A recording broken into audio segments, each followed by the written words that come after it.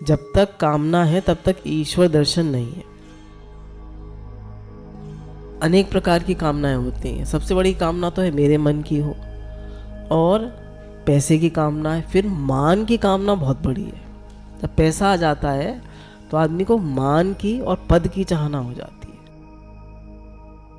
कि मुझे बड़ा पद मिले, सब मुझे पूछें, सब मेरा मान करें। तो मान की और पद की चाहना जो है वो भगवान से बोले जो भी कामना होगी मन में वो भगवान से दूर कर देगी। हम सत्संग में आए तो हमारा लक्ष्य क्या है? एक बहुत इम्पोर्टेंट चीज़ है हम सब की, जो हमें हमेशा विचार करनी है कि मैं सत्संग में आया, मेरा लक्ष्य क्या है, मैं क्यों आया यहाँ। देखिए आपको एक एग्जाम्पल बताते हैं। एक शहर में एक बड़ा सा ग्रुप है सत्संग का, तो उसमें थोड़ी सी अनबन हो गई। तो फिर गुरु भगवान ने कहा कि इनको वही कहते हैं अपना अलग करें सत्संग। वो अलग करने लगी। तो उनकी एक फ्रेंड थी, बहुत क्लोज फ्रेंड, जिनके मतलब बहुत समय से उनकी मित्रता थी। तो कहने लगी इनको भी मेरे साथ कर दी, वो भी सत्संग में जाती, जबकि वो तैयार नहीं थी आने के लिए। खैर वो आ गई साथ में। अब वो लोग दोनों मिलकर सत्संग करने लगे। शुरू में तो बहुत ठीक चला। अब क्योंकि मान की चाहना है और उन लोगों में लड़ाई होने लगी।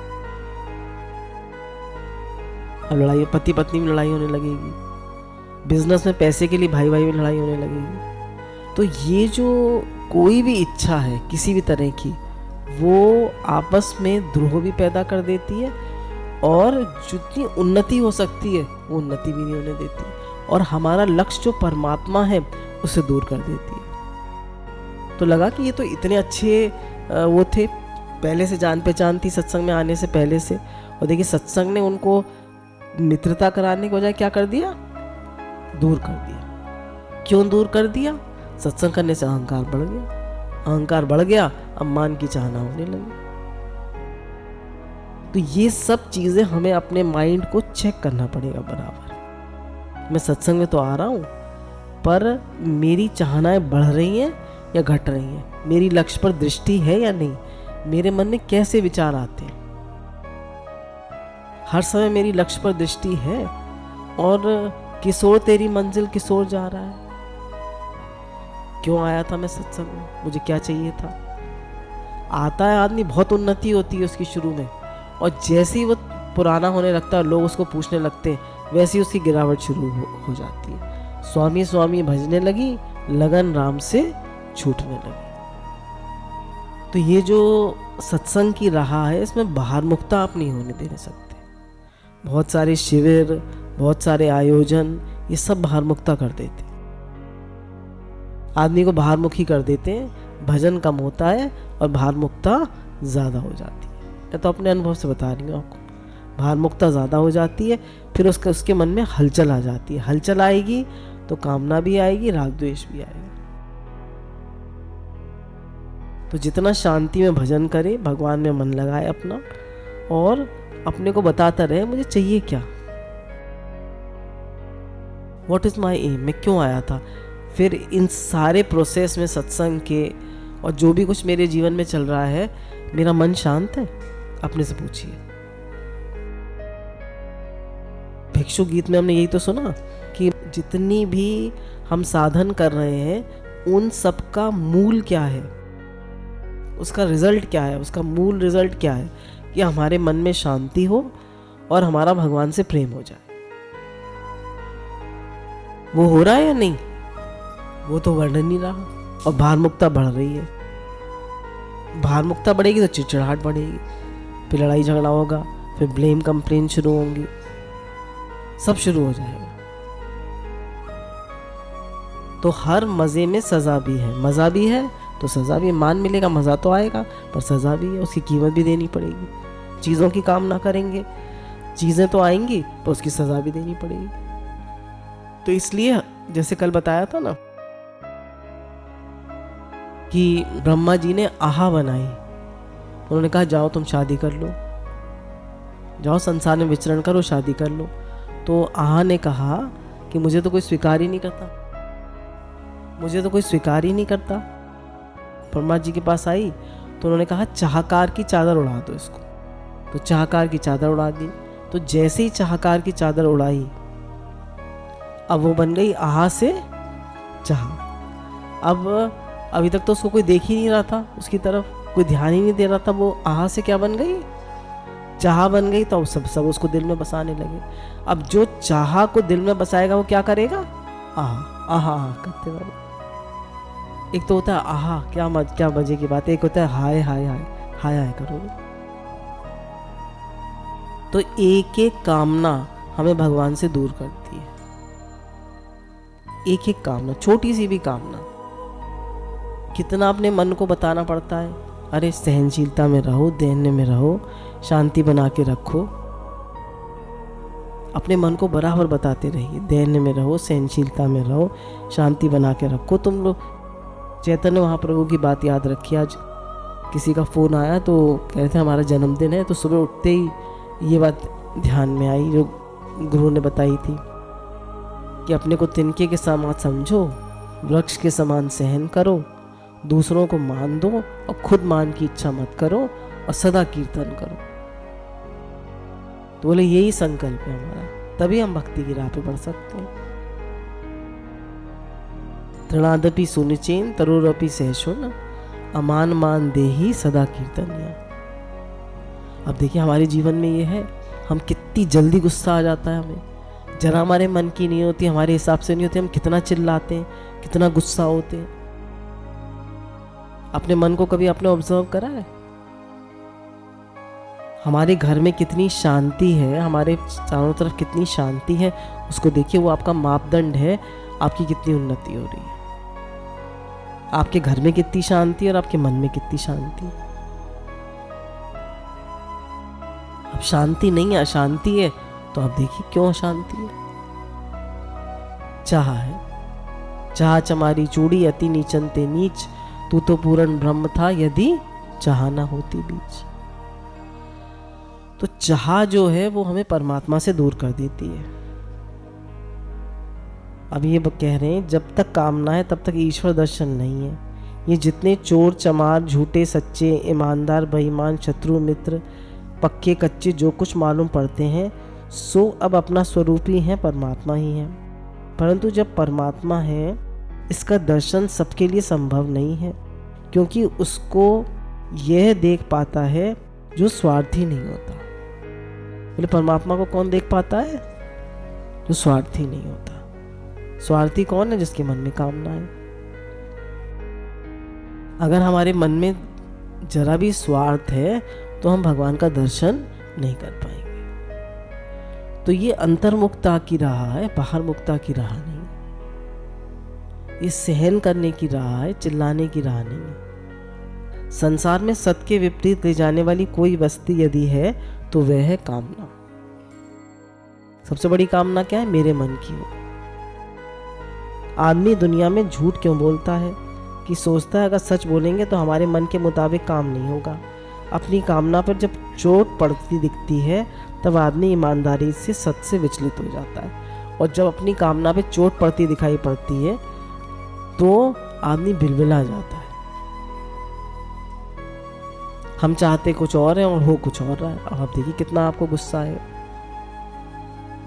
खाली चीज़ों की कामना नहीं होती है। बच्चे कहने में ना चले, बच्चे हमारे हिसाब से ना चले, हमें अपने से कोई दूर जाता दिख रहा है। देखिए कितना माँ बिलबिलाएगी, कितना माँ का अंतःकरण बिलबिलाएगा।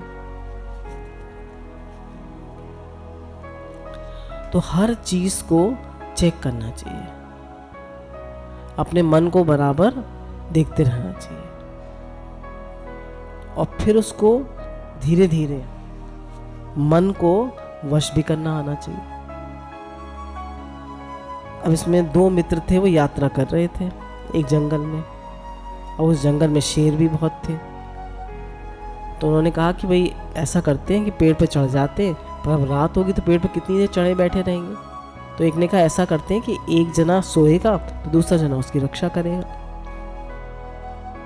तो एक सोया तो शेर आया, तो उसने कहा कि भाई ये मेरा मित्र है, इसको तुम नहीं खा सकते,